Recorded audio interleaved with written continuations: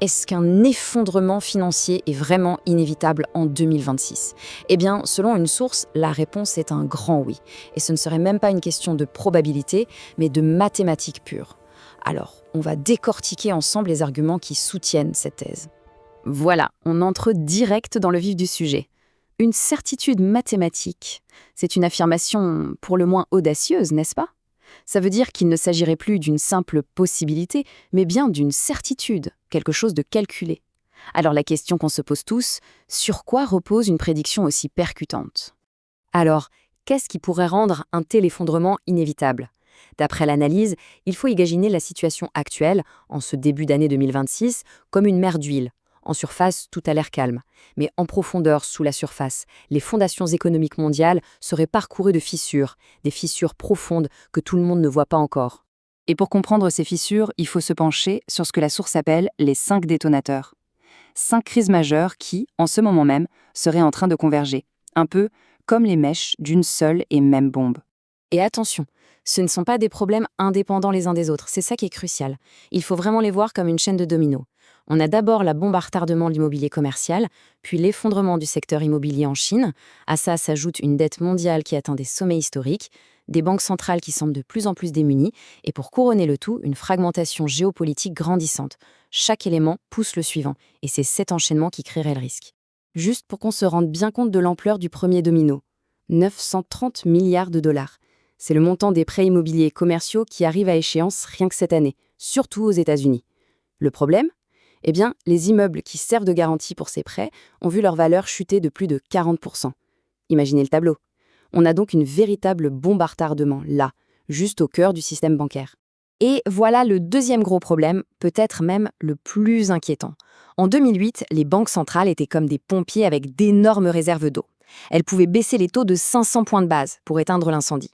Aujourd'hui, en 2026, leur réserve d'eau, leur marge de manœuvre, est de seulement 150 points. Ça veut dire quoi? Ça veut dire que pour combattre le prochain grand incendie financier, elles ont beaucoup moins de munitions. Bon, on a posé le décor, on a vu les détonateurs. Maintenant, comment tout ça pourrait s'enchaîner concrètement?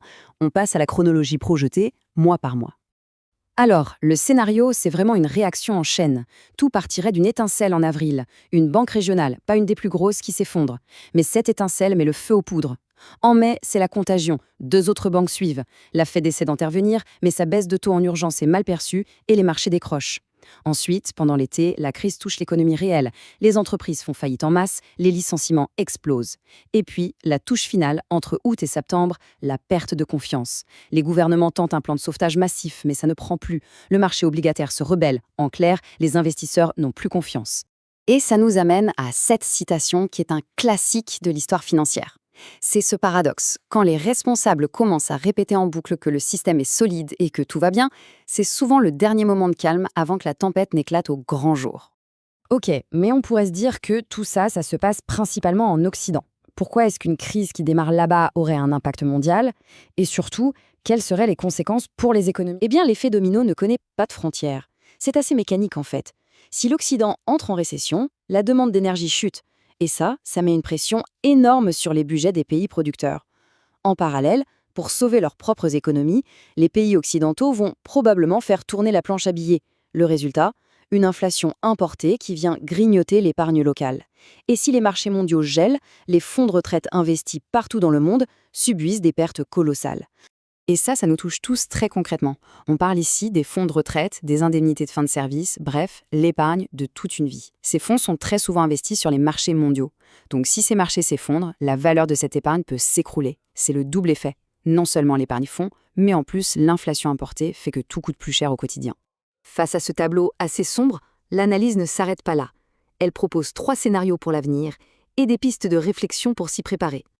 Alors, contrairement à ce qu'on pourrait penser, le scénario le plus probable, à 55%, ce n'est pas un grand boom du jour au lendemain, c'est plutôt une crise continue.